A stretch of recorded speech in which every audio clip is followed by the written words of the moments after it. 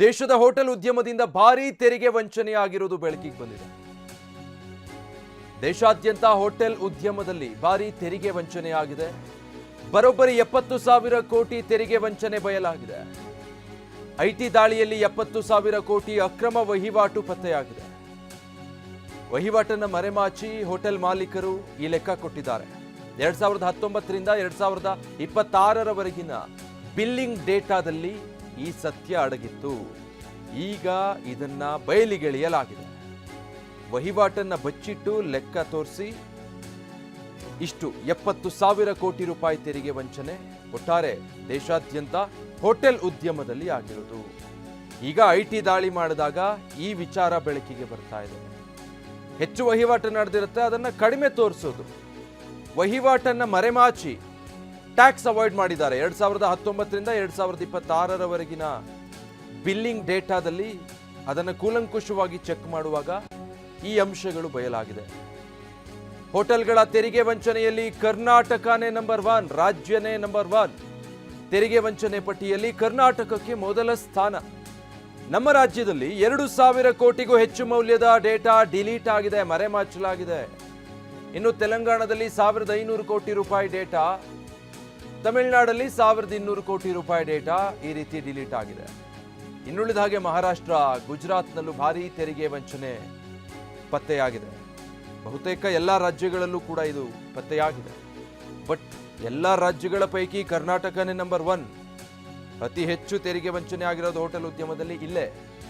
Software data ವಿಶ್ಲೇಷಣೆಯಿಂದ ಈ ಸತ್ಯ ಹೊರಗೆ ಬಂದಿರೋದು. 1 ಲಕ್ಷಕ್ಕೂ ಹೆಚ್ಚು ಹೋಟೆಲ್ಗಳಲ್ಲಿ ಬಿಲ್ಲಿಂಗ್ ವಂಚನೆ ಆಗಿದೆ. ಬಿಲ್ಗಳನ್ನ ತೆಗೆದುಹಾಕಿ ಕಡಿಮೆ ಆದಾಯ ತೋರಿಸ್ಕೊಂಡಿದ್ದಾರೆ. ಗ್ರಾಹಕರಿಂದ ಹಣ ಪಡಿತಾ ಇದ್ರು, ಆದರೆ ಸಾಫ್ಟ್ವೇರ್ನಲ್ಲಿ ಆ ಡೇಟಾ ಡಿಲೀಟ್ ಮಾಡಲಾಗ್ತಾ ಇತ್ತು. ಆದರೆ ಎಐ ಮೂಲಕ, ಆರ್ಟಿಫಿಷಿಯಲ್ ಇಂಟೆಲಿಜೆನ್ಸ್ ಮೂಲಕ ಐಟಿ ಅಧಿಕಾರಿಗಳು ಈ ವಂಚನೆಯನ್ನ ಪತ್ತೆ ಹಚ್ಚಿದ್ದಾರೆ. ಫೋರೆನ್ಸಿಕ್ ತಪಾಸಣೆಯಿಂದ ಸ್ಫೋಟಕ ಮಾಹಿತಿ ಬಯಲಾಗಿದೆ. ಹೈದರಾಬಾದ್ನ ಐಟಿ ಡಿಜಿಟಲ್ ಲ್ಯಾಬ್ನಲ್ಲಿ ತಪಾಸಣೆ ನಡೆಸಲಾಗಿದೆ. ಆಗ ಹೊರಬಂದಿರುವಂಥ ಅಂಶಗಳು ಇದೆಲ್ಲ. ಬಹುತೇಕ ಎಲ್ಲ ರಾಜ್ಯಗಳಲ್ಲೂ ಹೋಟೆಲ್ ಉದ್ಯಮದಲ್ಲಿ ಸುಮಾರು 1 ಲಕ್ಷ ಹೋಟೆಲ್ಗಳಲ್ಲಿ ಈ ರೀತಿ ತೆರಿಗೆ ಮರೆಮಾಚಿದ್ದಾರೆ. ಡೀಟೇಲ್ಸ್ ಕೊಡ್ತಾರೆ ನಮ್ಮ ಪ್ರತಿನಿಧಿ ಹರೀಶ್. 1 ಲಕ್ಷಕ್ಕೂ ಹೆಚ್ಚು ಹೋಟೆಲ್ಗಳು, 70,000 ಕೋಟಿ ತೆರಿಗೆ ವಂಚನೆ ಹೇಗೆ ಬಯಲಾಯಿತು ಇದು? ವಿಜಯ್, ಇತ್ತೀಚೆಗೆ ಹೈದರಾಬಾದ್ನ ಫೇಮಸ್ ಬಿರಿಯಾನಿ ಹೋಟೆಲ್ಗಳಿಗೆ ಐಟಿ ಇಲಾಖೆ ಅಧಿಕಾರಿಗಳು ದಾಳಿಯನ್ನ ಮಾಡ್ತಾರೆ. ದಾಳಿ ಮಾಡಿದಂತಹ ಸಂದರ್ಭದಲ್ಲಿ ಡಾಟಾವನ್ನ ವಿಶ್ಲೇಷಣೆಯನ್ನ ಮಾಡ್ತಾರೆ. ಅಂದ್ರೆ ಗ್ರಾಹಕರು ಪೇ ಮಾಡಿರ್ತಕ್ಕಂಥ ಬಿಲ್ ಹಾಗೂ ಸಾಫ್ಟ್ವೇರ್ ನಲ್ಲಿ ಇರ್ತಕ್ಕಂಥ ಬಿಲ್ ಗಮನಿಸಿದಂತ ಸಂದರ್ಭದಲ್ಲಿ ಸಾಕಷ್ಟು ಬಿಲ್ ಡಾಟಾ ಡಿಲೀಟ್ ಆಗಿರುವಂತಹದ್ದು ಕಂಡು ಬರುತ್ತೆ. ಮತ್ತೆ ಈ ಹೋಟೆಲ್ಗಳಲ್ಲಿ ಮಾತ್ರ ಈ ರೀತಿಯಾದಂತಹ ವಂಚನೆ ನಡೆದಿಲ್ಲ ಅನ್ನುವಂಥದ್ದು ಅವರಿಗೆ ಗಮನಕ್ಕೆ ಬರುತ್ತೆ. ಇದೇ ರೀತಿಯಾದಂತಹ ಮಾದರಿಯನ್ನ ದೇಶಾದ್ಯಂತ ಅಳವಡಿಸಿಕೊಂಡಿರುವಂತಹ ಸಾಧ್ಯತೆ ಇದೆ ಅನ್ನುವಂತಹದ್ದು ಐಟಿ ಅಧಿಕಾರಿಗಳ ಗಮನಕ್ಕೆ ಬರುತ್ತೆ. ಆ ಸಂದರ್ಭದಲ್ಲಿ ಇಡೀ ದೇಶಾದ್ಯಂತ ಇರತಕ್ಕಂತ ಲಕ್ಷಕ್ಕೂ ಹೆಚ್ಚು ಹೋಟೆಲ್ಗಳಲ್ಲಿ ಈ ರೀತಿಯಾದಂತಹ ತಪಾಸಣೆಯನ್ನ ಐಟಿ ಅಧಿಕಾರಿಗಳು ಮಾಡ್ತಾರೆ. ಆಗ ಗೊತ್ತಾಗುತ್ತೆ 1 ಲಕ್ಷಕ್ಕೂ ಹೆಚ್ಚು ಹೋಟೆಲ್ಗಳಲ್ಲಿ ಈ ರೀತಿಯಾದಂತಹ ತೆರಿಗೆ ವಂಚನೆ ನಡೆದಿದೆ ಅನ್ನುವಂತಹದ್ದು.